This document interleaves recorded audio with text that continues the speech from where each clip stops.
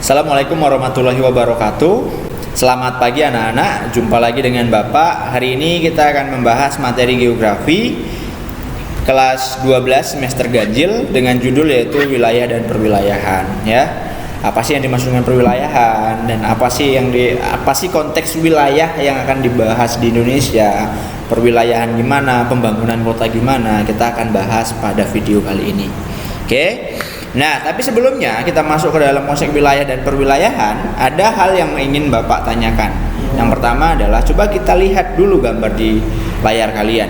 Yang pertama adalah gambar dari salah satu sungai di Venesia, Italia. Sedangkan satu lagi adalah gambar salah satu sungai di kota Medan. Menurut pendapat kalian, di antara dua gambar di atas, manakah yang merupakan wilayah sungai yang direncanakan atau daerah di sekeliling sungai yang direncanakan, yang di Italia atau yang di kota Medan, yang di Italia atau yang di Indonesia? Oke.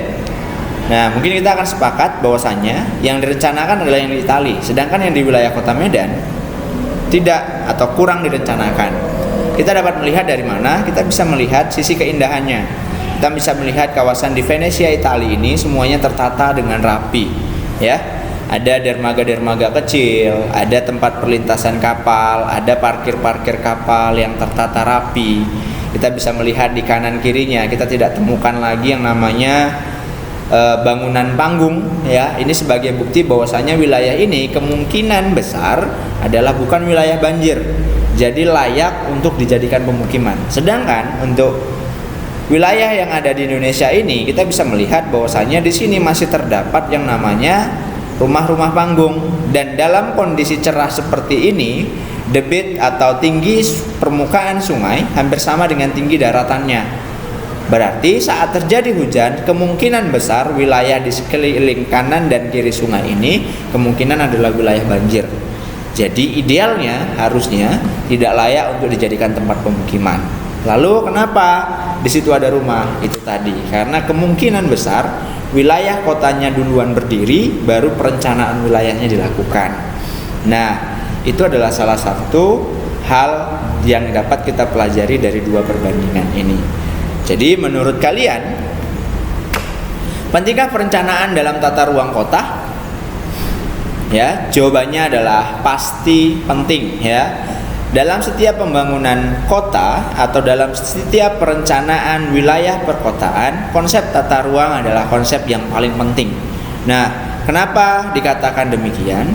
Tujuannya karena kita membangun sebuah kota bukan hanya untuk waktu 1 hingga 2 tahun, tapi mungkin juga sepanjang dunia ini sampai hari kiamat nanti. Kenapa dikatakan demikian? Ingat bahwasanya kota, wilayah itu senantiasa berkembang. Jadi semakin perencanaannya matang, maka semakin enak dalam tata kotanya. Ada beberapa hal salah di wilayah kita, terutama di kota Medan yang dapat kita amatin. Idealnya menurut peraturan pemerintah 20 meter dari kanan dan kiri badan sungai itu dilarang untuk dilakukan pembangunan. Tapi faktanya masih banyak kita temukan bangunan-bangunan yang permanen, bahkan hotel. Ada yang lebih parah lagi adalah bangunan pemerintahan yang dibangun tepat di kanan dan kiri sungai utama kota Medan atau Sungai Deli.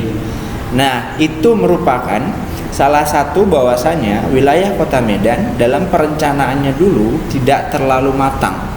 Atau mungkin bisa jadi kota Medan duluan terbentuk baru perencanaan dilakukan. Ya, ini adalah sisi sejarahnya. Nanti kita cari bersama-sama. Oke. Konsep wilayah dan perwilayahan. Nah, pada bab ini kita akan belajar, kalian bisa melihat di sini hal-hal yang dituntut untuk kalian bisa pahami. Yang pertama adalah konsep wilayah dan perwilayahan, yang kedua adalah mengidentifikasi kota atau wilayah termasuk dalam wilayah formal dan fungsional. Ya, ini akan kita bahas pada video ini, yang selebihnya kalian bisa baca. Nah, konsep wilayah yang pertama adalah pengertiannya, wilayah adalah sebagian permukaan bumi yang dapat dibedakan dalam hal-hal tertentu dari daerah-daerah lain di sekitarnya. Contohnya ada wilayah pertanian, contohnya ada wilayah iklim tropis, contohnya ada wilayah pegunungan, ada wilayah gurun, ada wilayah perkantoran, ada wilayah pemukiman elit, ada wilayah industri dan sebagainya. itulah yang disebut dengan wilayah. Jadi maksudnya adalah kesatuan yang membedakan daerah tersebut dengan daerah lain. Itulah yang disebut dengan wilayah. Tapi ternyata wilayah terbagi atas dua. Oke. Yang pertama adalah wilayah alamiah atau natural region. Yang kedua adalah wilayah yang didasarkan pada kenampakan tunggal atau single feature region, seperti kenampakan iklim, vegetasi, dan lain-lain. Dan akhirnya wilayah ini juga dibagi lagi menjadi dua. Yang pertama adalah wilayah formal, yang kedua adalah wilayah uniform, atau wilayah fungsional.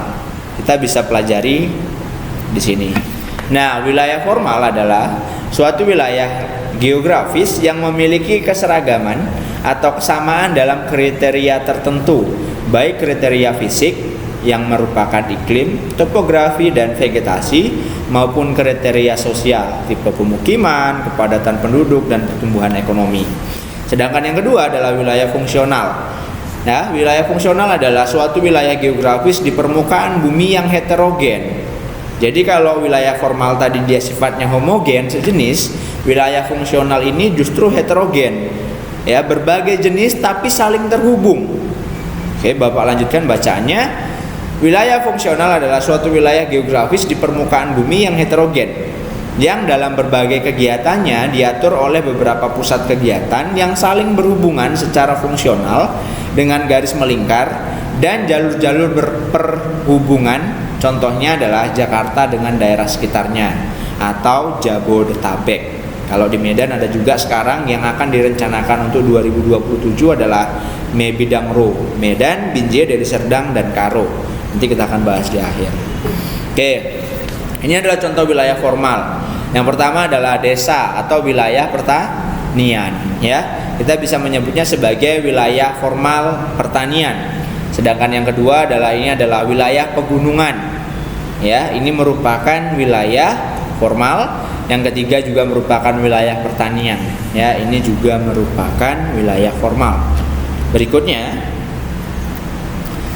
ini juga termasuk wilayah formal. Jadi bukan hanya desa yang termasuk wilayah formal. Wilayah perkotaan juga ada merupakan wilayah formal. Contohnya adalah perumahan. Ya, ini perumahan kelas menengah, perumahan kelas tinggi, perumahan kelas rendah, itu juga termasuk ke dalam wilayah formal. Kenapa? Karena kenampakannya sejenis, tidak beragam. Oke. Yang berikutnya ini adalah slum area atau pemukiman kumuh.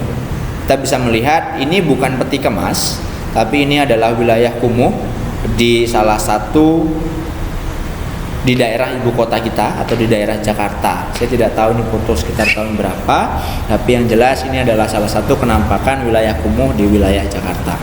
Oke. Nah, ini merupakan wilayah formal. Yang berikutnya adalah wilayah fungsional. Wilayah fungsional ini adalah wilayah suatu kawasan yang saling terhubung. Jadi fungsinya berbeda-beda tapi mereka saling terhubung.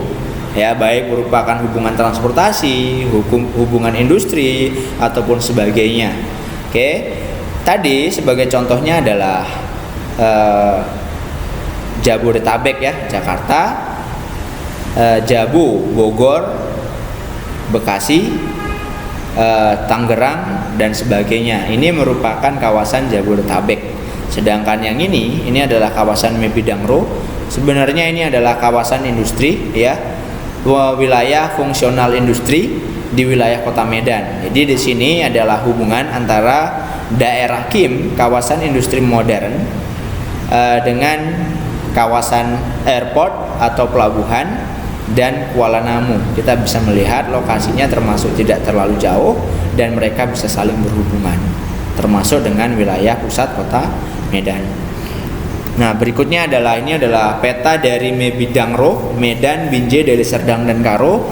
Suatu saat Medan pada tahun 2027 akan diusahakan untuk mencapai puncak dari wilayah kota metropolitan di Indonesia.